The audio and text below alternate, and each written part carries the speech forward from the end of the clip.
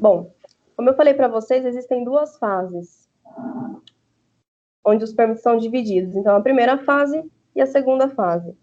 O que consiste a primeira fase? Vamos começar com o fluxo básico, para vocês poderem entender, e mais para frente eu vou passar passo a passo cada permit e cada órgão.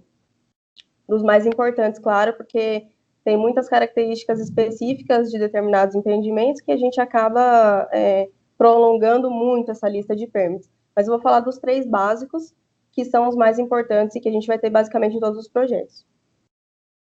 Então, o primeiro fluxo é o seguinte: na primeira fase, a gente tem por obrigação caracterizar o empreendimento, tá?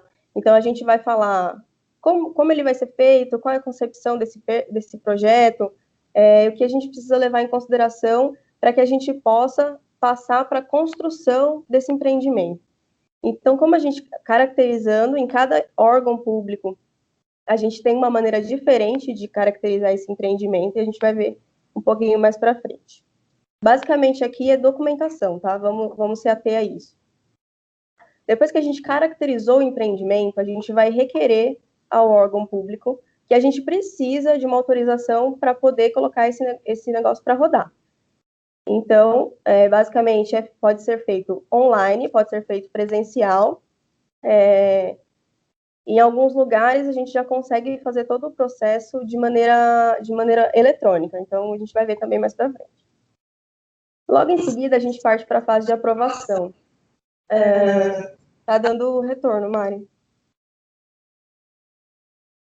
A gente parte para a fase de aprovação.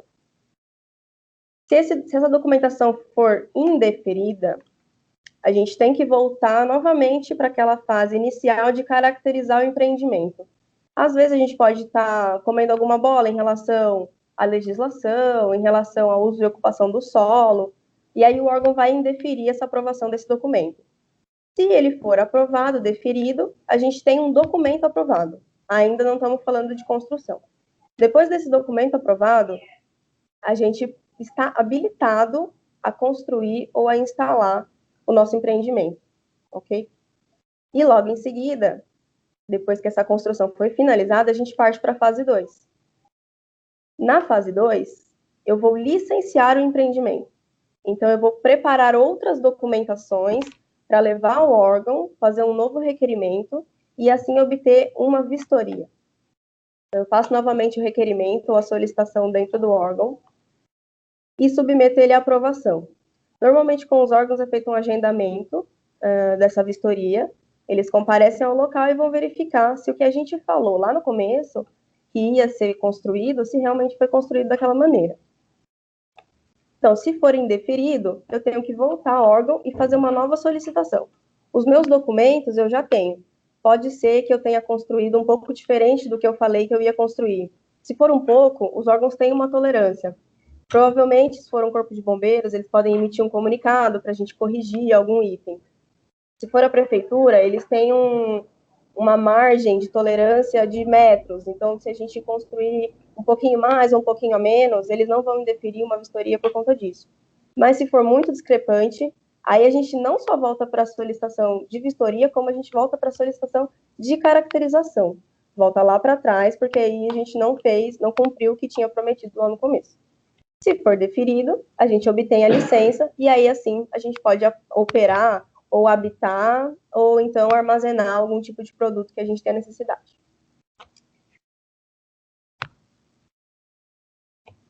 Agora eu vou passar para vocês o que existe dentro do Corpo de Bombeiros. O Corpo de Bombeiros é basicamente do estado de São Paulo, que é onde eu tenho contato aqui, e que é o órgão estadual de bombeiro mais exigente que tem no país. É o de São Paulo. O de São Paulo é o mais criterioso. Então, vamos lá. Como eu falei para vocês, são duas fases, né? A primeira fase, da parte do Corpo de Bombeiro, a gente chama de projeto de SPCI. O projeto de SPCI é o projeto de sistema de proteção e combate a incêndio. Então, é nesse projeto que a gente vai determinar, dimensionar todas as proteções de combate a incêndio que a gente vai precisar dentro do empreendimento, de acordo com o nosso escopo, com a nossa característica. Então, o que eu vou ter que observar dentro do escopo para saber o que eu vou ter que gerar de documentação mais para frente e saber em qual órgão que vai me exigir essa documentação. Então, aqui, para o dimensionamento do SPCI, eu tenho que levar em consideração basicamente 3 questões. A gente está falando de empreendimentos mais básicos, então eu estou falando de empreendimento industrial, de empreendimento comercial. Se for uma residência multifamiliar, eu também tenho que levar em consideração esse meu projeto de combate a incêndio, por exemplo, um edifício de apartamentos. Existem algumas características mais específicas, como eu tinha citado no começo, que é o manuseio de produtos mais perigosos, e aí, à medida que as coisas vão ficando com um risco maior, as exigências do órgão também vão ficando maiores.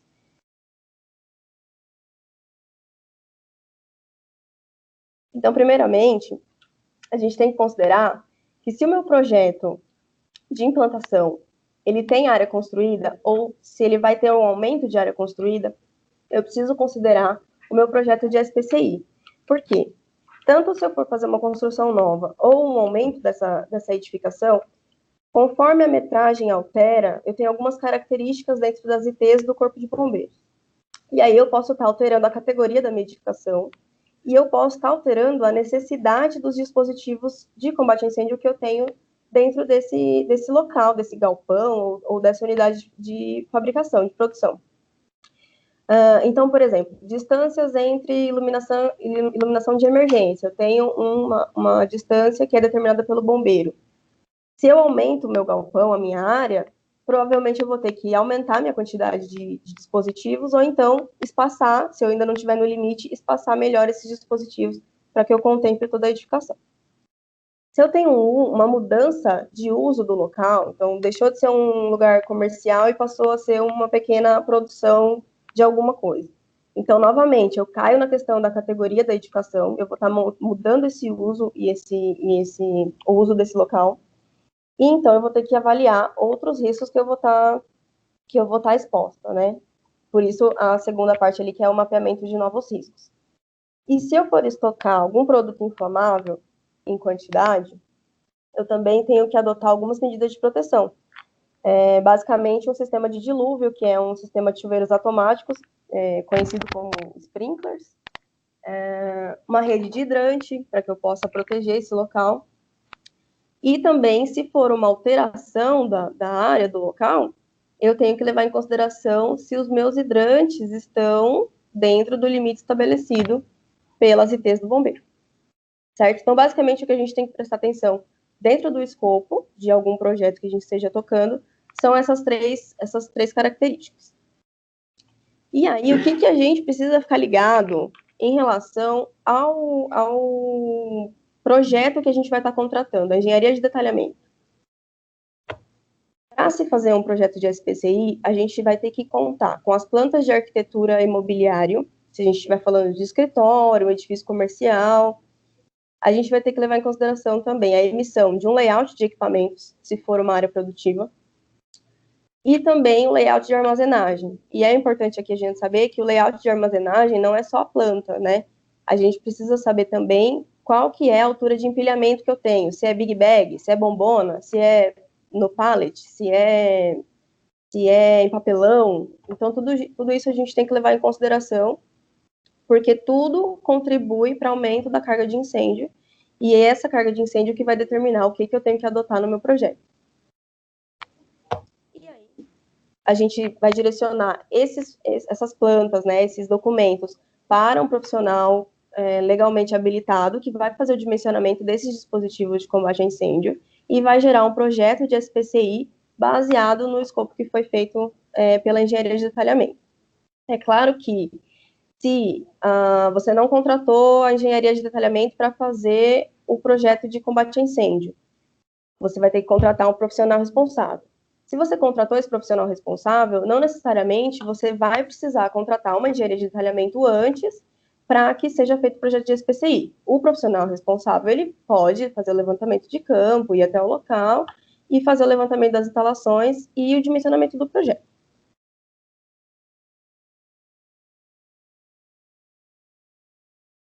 Ok. Então, vamos falar um pouco sobre o fluxo de aprovação de um projeto de SPCI. Então, vamos adentrar um pouquinho mais na questão do projeto, que é a fase 1 do Corpo de Bombeiros. Quando a gente elaborou o projeto de SPCI, a gente vai solicitar uma análise junto ao Corpo de Bombeiros. Essa análise pode ser indeferida ou deferida. Se ela for indeferida, a gente volta ao fluxo e faz novamente o projeto de SPCI de acordo com o comentário, o comunicado que foi feito pelo bombeiro. Se for deferido, a gente tem um projeto aprovado e a gente está apto a construir ou a instalar o nosso empreendimento, o nosso projeto. Terminada a fase 1 e a construção, a gente vai partir para a fase 2. A fase 2 do Corpo de Bombeiros é o AVCB. Então, muita gente confunde o projeto de SPCI com o AVCB. O projeto de SPCI ele vai caracterizar o empreendimento e o AVCB ele vai licenciar o empreendimento e te dar autorização para usar aquilo. Usar, habitar, enfim. O fluxo do AVCB é parecido, mas tem a vistoria no meio. Então, a gente tem o projeto de SPCI aprovado, a construção ou a instalação concluída, e a gente vai fazer uma solicitação de vistoria. Se a vistoria for indeferida, o bombeiro vai emitir um parecer técnico. E esse parecer técnico a gente tem que atender. Atendido esse comunicado, a gente pode fazer uma solicitação de retorno de vistoria. E nesse caso, a primeira solicitação tem uma taxa, a segunda solicitação não tem. Então, a gente tem aí um gap para poder solicitar um retorno de vistoria do bombeiro, sem implicar em mais custos. Se ela for aprovada de primeira, a gente tem o AVCB emitido. E aí sim, podemos usar a instalação. O próximo órgão que eu vou falar é a prefeitura. As prefeituras, elas funcionam muito parecidamente. O que vai mudar de uma cidade para outra é o código de obras. Então, às vezes não, né? Sempre a gente vai ter que se atentar ao código de obras e saber em que condição se adequa cada um dessas fases que eu vou falar. Porque, às vezes, uma prefeitura é um pouco mais rígida que a outra, abre uma exceção para tal coisa, às vezes, reforma não é um projeto de alvará. Aqui em São José funciona da seguinte maneira.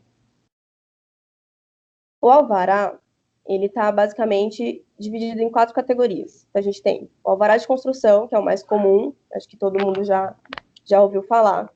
Tem o alvará de demolição, o de regularização e o de reforma. E quando eu preciso submeter o meu projeto a um alvará de construção na prefeitura? De novo, se eu tenho aumento de área construída. Então, aumento de área construída é batata para você ter certeza que vai precisar de um permit. Basicamente, esses 3 que eu vou falar, depois tem a CETESB ainda. Então, se você tem aumento de área construída, você pode ter uma nova construção ou uma construção existente. Ambas as situações vamos tratar como alvará de construção. Se eu precisar demolir uma área, eu tenho que me certificar de que essa área tem habite. Se essa área não tem habite, ela ainda nem foi submetida à aprovação. Então, eu não preciso nem fazer um processo se essa área não tiver habite. Ela pode ser a demolição parcial ou total. Aqui é tranquilo. Se eu precisar demolir um pedaço da minha edificação térrea, ok, eu posso fazer um alvará de demolição parcial. Se eu precisar demolir tudo, também eu posso fazer um alvará de demolição total. Se eu tiver reforma de áreas, e aí a gente tem que se atentar à reforma de áreas sem aumento de área construída. Eu não posso ter aumento de área construída quando eu vou fazer esse processo de reforma. Se eu tiver aumento de área, eu trato como alvará de construção. Essas áreas têm que ter habite e elas têm que estar caracterizadas como uma mudança significativa de reforma. Isso é o que consta no Código de Obra. Então, cada cidade vai ter a sua determinação aí do que caracteriza uma reforma. No caso de São José, e acho que isso se aplica a muitas outras cidades, é muito confuso. Então, normalmente, a gente consulta o órgão e passa o escopo do que vai ser feito, do que vai ser trocado, revestimento, forro, esquadria, consulta o órgão, e aí o órgão diz pra gente, não precisa fazer nenhum processo. Isso daí é tranquilo, essa reforma que você está fazendo é tranquila. E outra questão que a gente tem em relação ao alvará de reforma é quando a gente precisa fazer o descarte de resíduos. E isso vai acontecer normalmente quando eu tenho um grande volume de resíduo descartado. Então, eu preciso abrir um processo de reforma para descartar os meus resíduos. Porque existe um outro permit que chama PGRCC, que é o Programa de Gerenciamento de Resíduos da Construção Civil. E para dar entrada nesse PGRCC, eu preciso ter um alvará vinculado. Então, basicamente, a reforma, se tiver um volume muito grande, ela vai pedir um alvará de reforma para a gente poder vincular com o PGRCC. E a última questão, a última categoria, é regularização de áreas já construídas. Se eu construir uma edificação, um edifício, um comércio, uma indústria, uma instalação na indústria, e eu não fiz o meu processo de alvará, a prefeitura ela permite que eu faça a regularização de alguma área que eu construí. Então, é até uma alternativa para desconhecimento e também para quando a gente tem aqueles problemas de prazo, que é quase na maioria das vezes, para que a gente faça a regularização posterior. Mas, assim, é sempre bom levar o projeto para aprovação da prefeitura, porque pode ter algum gancho que possa ter escapado, enfim, algum item do Código de Obras. Então, o aconselhável é fazer o processo de alvará de construção e não deixar para regularizar depois. Então, vamos falar sobre as fases da prefeitura. Para a prefeitura, basicamente, eu preciso ter o perímetro da minha edificação. O que eu for ampliar, o que eu for demolir e o que eu for construir de novo, basta que eu tenha o perímetro. E basta também que eu siga as orientações do próprio órgão, da prefeitura. Porque aí cada prefeitura vai pedir um modelo de carimbo, um padrão de folha, um tipo de pena. Então, cada prefeitura tem a sua regra para a elaboração do projeto. Mas normalmente é muito simples e é sem muitos detalhes, só mesmo para ter a caracterização da área que você está aumentando ou demolindo. E aí, fazendo isso, a gente tem o projeto de implantação. Aqui agora o fluxo do alvará. Então, o fluxo do alvará é um pouquinho mais chato, porque a cada comunicado que a prefeitura emite, e normalmente ela não vai comunicar de uma vez só tudo que você precisa corrigir, você tem que plotar as folhas, assinar as folhas e retornar as folhas para aprovação novamente. Então, vamos ver aqui. Tem o projeto de implantação feito, a gente vai fazer as plotagens e as assinaturas, como eu falei, e vai protocolar lá na prefeitura. O protocolo é uma vez só, mas a cada atendimento de comunique-se, eles exigem que sejam plotadas e assinadas todas as plantas, em 2 vias, normalmente. Então, a gente tem a análise dentro do processo, e essa análise não tem um prazo para acontecer. O bombeiro tem um prazo estimado de 30 dias para poder dar um retorno para a gente, mas a prefeitura não tem. A gente tem. Quando a gente recebe um comunicado, precisamos também atender dentro de 30 dias. Mas se depois a gente retornar para a prefeitura esse projeto aprovado, eles não têm prazo para te responder e para te dar um retorno positivo ou negativo. Então, após a emissão do comunique-se, a gente precisa atender o comunique-se, que é refazer o que está errado, né? Corrigir o que está errado, seja no quadro de áreas, seja no próprio desenho, nas achuras, enfim. Volta de novo e o processo segue novamente da mesma forma. Se a análise for deferida, então o alvará de construção nada mais é do que o mesmo projeto que eu entreguei na prefeitura, assinado, só que ele vai ser retornado para mim com um carimbo da prefeitura. Então é o mesmo documento que entra, é o mesmo documento que sai. E essa é a minha autorização para poder construir. Autorizada para construir, eu faço a minha instalação e venho para a fase 2, que na prefeitura é o habite. Então, eu tenho o alvará de construção, a construção realizada, e eu vou fazer o requerimento na prefeitura novamente. Se a vistoria, depois de agendada, depois de correr meses aí a fio, tentando fazer um agendamento com a prefeitura, se a vistoria não for aprovada, a gente vai ter que retificar o projeto. Por isso que eu falei no começo que Pode ser que uma mudança pequena seja aceita, mas se a mudança for descaracterizar o empreendimento do que ele foi aprovado no começo, a gente vai ter que voltar e retificar o projeto. E aí existe também essa possibilidade de retificar o projeto. Então, ele já existe e eu vou retificar, eu não preciso abrir um novo, mas eu preciso passar por toda a fase de aprovação novamente. Se for a vistoria aprovada, eles emitem uma certidão de habites, e que também demora aí bastante tempo para ser emitida. Uma coisa que é importante lembrar é que, para todos os alvarás, a certidão de habite ou a certidão de demolição, ela existe. Então, eu preciso esperar receber um documento para que eu possa fazer a atividade seguinte, seja construir ou seja demolir. O único alvará que não precisa é o alvará de reforma, porque, em tese, você já possui o habite desse local. Você só está fazendo uma reforma e você não está alterando a área construída. Então, o alvará de reforma, ele não é exigido que tenha o habite posterior a ele. Agora, eu vou passar para vocês a questão da CETESB, que é bastante delicada. Vamos lá. A fase 1 da CETESB é chamada de licença prévia e uma fase intermediária é chamada de licença de instalação.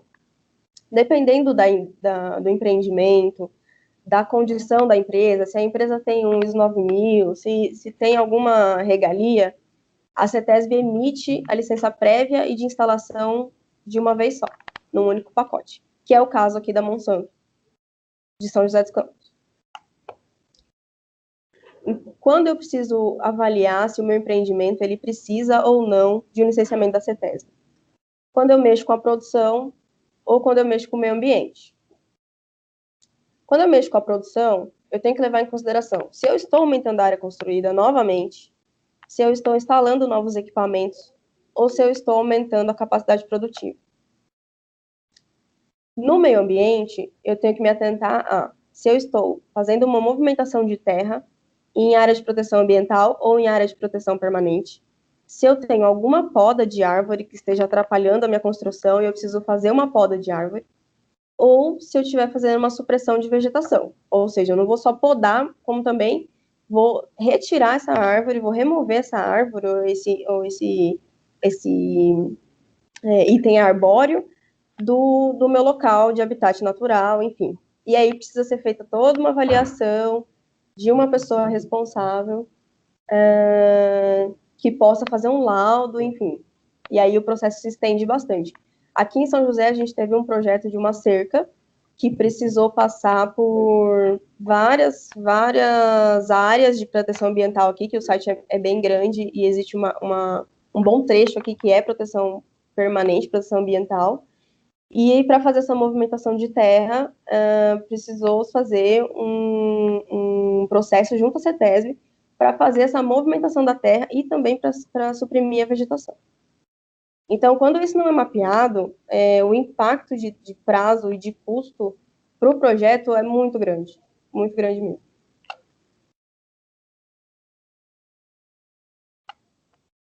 Bom, o que eu preciso levar em consideração na engenharia de detalhamento? Nesse caso, é muito importante saber previamente se a gente vai precisar de uma licença de operação ou uma licença de instalação. Porque vai depender muito da engenharia entregar alguns dados técnicos para o setor responsável, o profissional habilitado, para que ele possa submeter esse processo junto à CETESB. Então, além da planta baixa de cobertura, quando eu tenho aumento de áreas, e do layout de equipamentos que a gente já viu, eu vou precisar de outros dados técnicos do processo. Então, folha de dados, fluxograma de processo, dimensionamento de diques de contenção, tudo isso vai ser levado em consideração pela CETESB na hora de avaliar o empreendimento. E aí, com todos esses dados, eu consigo fazer um memorial de caracterização do empreendimento, que, alinhado a vários outros documentos de requerimento, solicitação D, que é um outro documento importante que tem também, o MCE é o que vai caracterizar o meu empreendimento.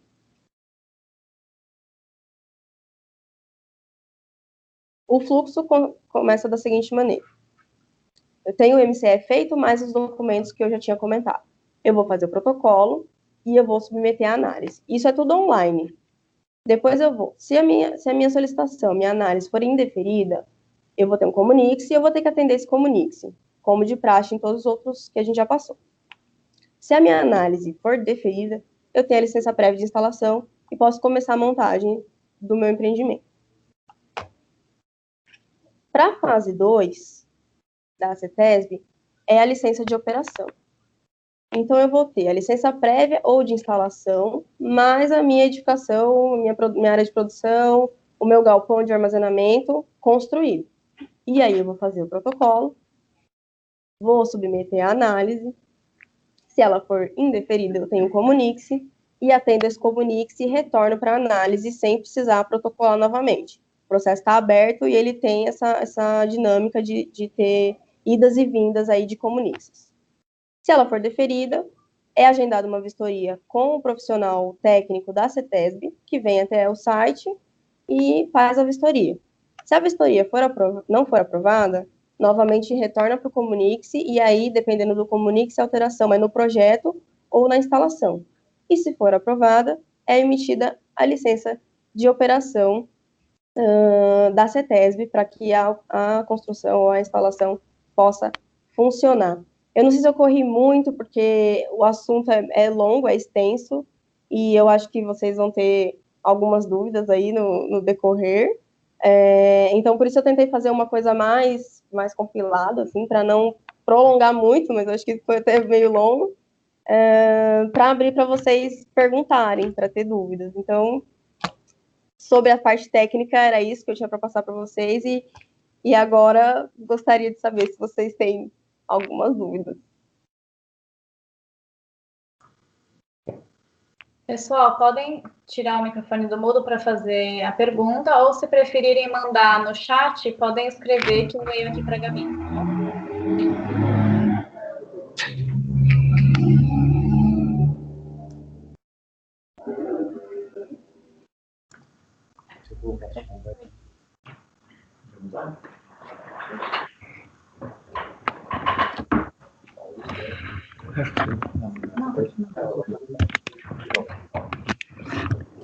Oi, Gabriela, Vinícius, daqui de São Paulo, tudo bem?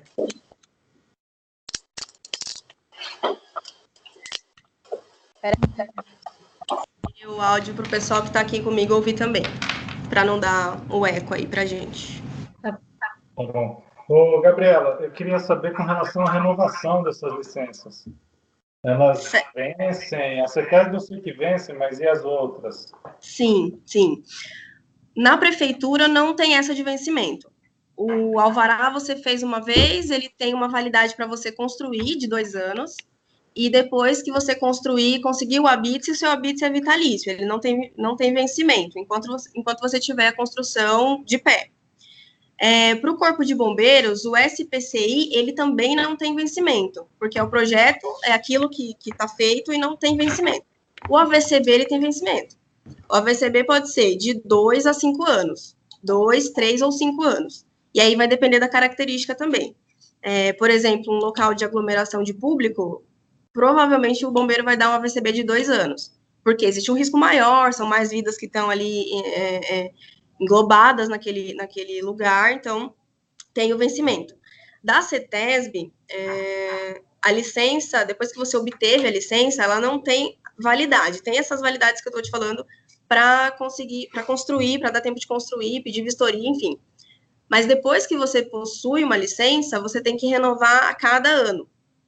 Então, a cada ano, você precisa fazer a renovação da licença da CETESB, a de operação, que aqui no site a gente tem uma que é unificada. Então, cada novo projeto que vai entrando, a gente atualiza na licença de renovação.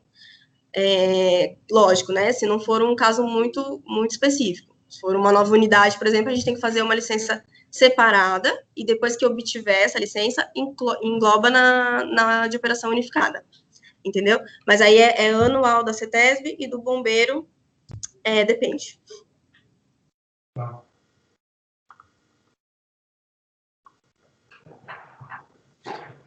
Mais alguma dúvida, pessoal?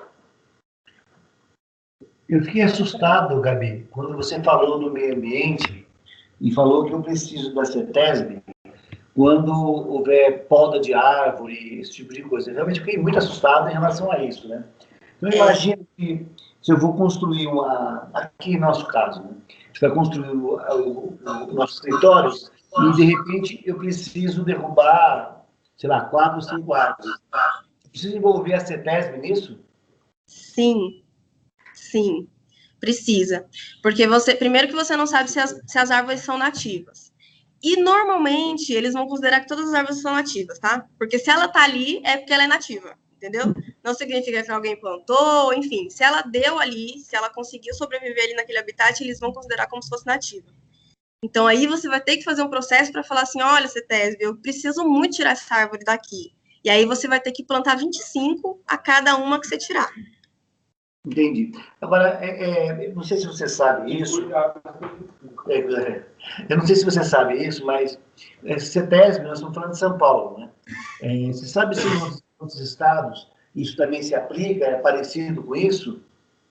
Sim, sim, se aplica. Tem alguns outros lugares que eu já vi, por exemplo, Minas Gerais, que funciona da mesma maneira. É porque você tá mexendo com o meio ambiente, né? Então, é de praxe mesmo acontecer dessa forma. Nossa Senhora. Imagina só, você vai construir um galpão, qualquer coisa e ter... Né? Nossa, interessante. Interessante mesmo. Ok, obrigado. Assim, é bom lembrar que existem indivíduos arbóreos que não precisam desse tipo de licença, tá? Então, por exemplo, a jabuticabeira aí do escritório. Sim, precisa de licença se você quiser remover ela daí. Agora, se você tiver um arbusto, um indivíduo pequeno, tudo isso tem que. Jardinagem, tudo isso é avaliado por um profissional do meio ambiente, né? Um engenheiro ambiental, ou enfim, para avaliar e validar se você precisa mesmo ou não. Pelo que eu sei, normalmente é a partir de 50 milímetros de caule já é considerado um indivíduo que precisa de licenciamento para ser removido, tá? É muito pouco. Mas indivíduos menores, arbustos, enfim, aí não precisa.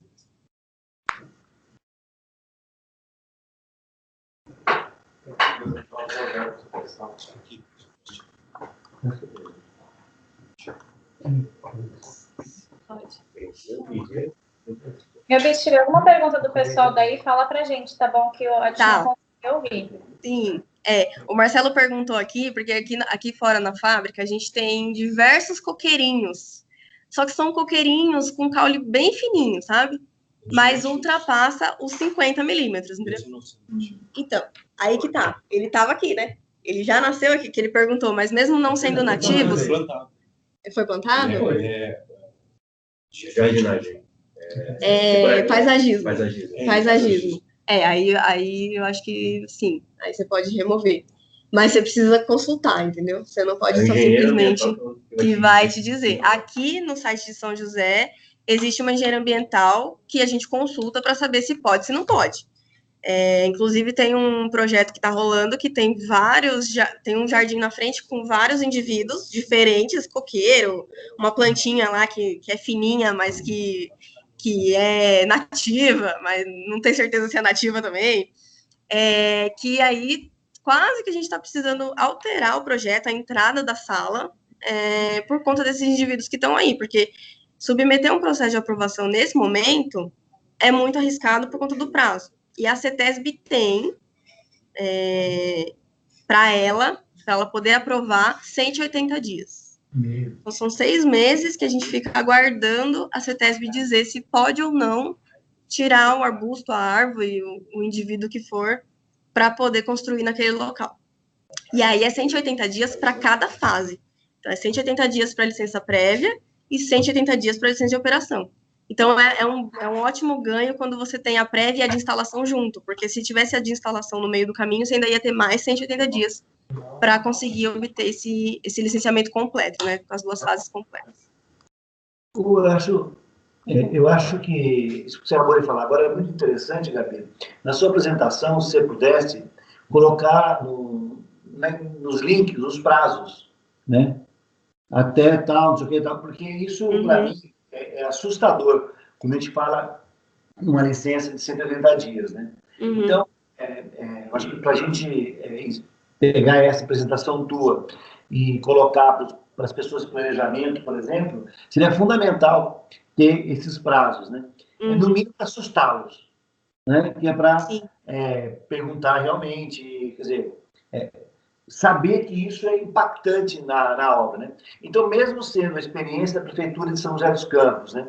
Colocar como experiência, né? Onde você disse que eles não têm prazo de resposta, escrever sem prazo de resposta, mais experiência diz que respondem em São José até tal coisa. Eu acho que ficaria bem didático essa tua apresentação, ganharia muito, entendeu? Para os planejadores, né? E vou fazer essa sugestão para a Miri, né? De enviar para os planejadores, além de disponibilizar para todo mundo, mas em especial para os planejadores do nosso de campo, enviar essa tua apresentação, ok? Legal. Sim, ilustra bem, né? Até enquanto a gente está desconhecedor da necessidade desses licenciamentos, é uma dádiva, né? Mas aí depois que a gente começa a perceber o impacto que gera na execução de um projeto, quando você não tem o permit no prazo que você determinou, que você estimou, realmente as coisas começam a desabar. Então, é bom já prever bem essa questão de ter duas fases, de esperar construir para depois poder fazer a segunda, enfim, tem que ser bem planejadinho para não ter nenhum impacto negativo. Isso ainda porque nós não estamos falando de Anvisa, nós estamos falando de outros órgãos, né? Em que você tem que fazer o produto, né? Fazer o registro do produto, né? Ministério do Meio Ambiente. Exército, Polícia Federal, quando você tem... Espera só um minutinho. Quando você tem manuseio de produto químico, você precisa pedir autorização para o Exército, para você poder manipular, para você poder, né, produzir, estocar, enfim. Então, você precisa disso. Então, se a gente não sabe, lá na frente, o impacto vai ser bem ruim e grande, né? Tem uma outra pergunta aqui, que saiu, peraí, que veio no chat. Tá, do Carlos, né? As licenças são obtidas apenas em secretarias estaduais ou as municipais também podem emitir? Sim, as municipais também podem emitir, que é o caso da prefeitura. A prefeitura sempre vai ser municipal e aqui é a Secretaria de Urbanização, Meio Ambiente e Urbanização, se não me engano, que chama CEURBS, a sigla, CEURBS. Então, para a prefeitura sempre vai ser municipal, sempre vai ser uma secretaria municipal que vai emitir essas licenças. Para o bombeiro e para a CETESB, aí passa a ser estadual. Existem alguns lugares que o Estado passa pelo município. Gabriela. Oi. Tem alguns lugares que o Estado passa para o município. Por exemplo, no Rio de Janeiro tem alguns bairros que o licenciamento ambiental é feito pela Secretaria Municipal. Mas porque o Estado delegou. A responsabilidade inicial sempre é do Estado, o licenciamento ambiental. Inclusive, no caso dos bombeiros, houve uma reversão, né? Antigamente você tinha, acho que era isso, né, Gabi? Nos bombeiros, antigamente, você tinha as sedes regionais que faziam isso, né? E hoje em dia tem que levar o processo para o Estado, né? Depois das guardas, acho que teve essa mudança, né, de legislação, não foi isso? Sim. Aqui no Vale do Paraíba, eles têm um conjunto, né? Eles se ajudam. Mas existem diversas sessões técnicas que fazem as análises, mas todas as sessões técnicas hoje respondem estadualmente, né, utilizando a palavra dessa maneira. Então, o portal onde é feita a solicitação é um portal estadual, que chama Via Fácil. Então, todas as solicitações elas vão caminhar para analisar dentro desse portal. E a análise, o local físico de análise de um projeto que você dá entrada sempre é em São Paulo. Então, qualquer lugar que a gente enviar, vai cair em São Paulo, na seção técnica de São Paulo, e lá eles vão validar. Isso na primeira vez.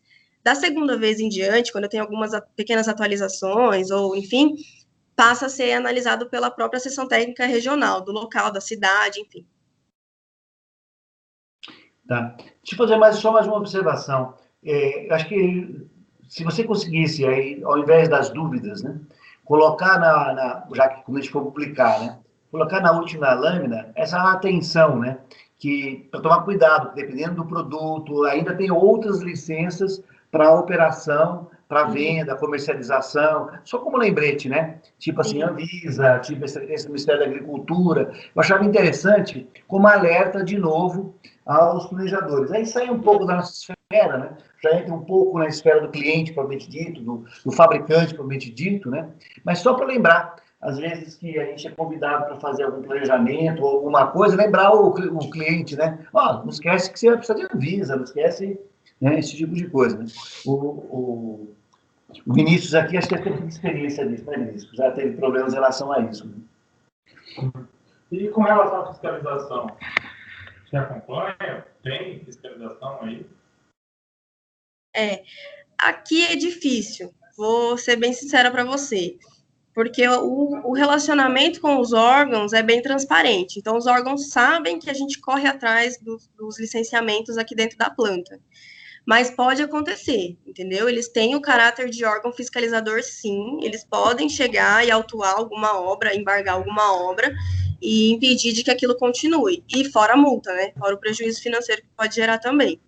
Mas aqui não é muito comum. Quando um bombeiro vem ou quando um técnico vem, ele vem para alguma coisa. Ou porque alguém chamou, ou porque precisa vistoriar algum processo que chegou na caixa deles.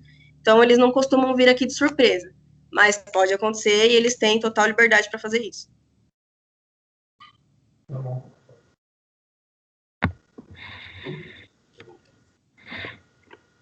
Mais alguma dúvida? Algum comentário?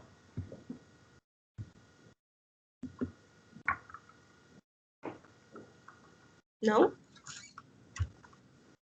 Deixa eu ver se tem mais alguém. Acho que é isso, né? Gabi, queria agradecer a sua apresentação. Foi muito boa, muito enriquecedora. E agradecer a participação de todo mundo aí. A gente vai publicar esse vídeo, essa apresentação no YouTube e vai mandar essa apresentação para todo mundo, tá bom? Agradeço vocês também, pessoal. Tchau. Tchauzinho.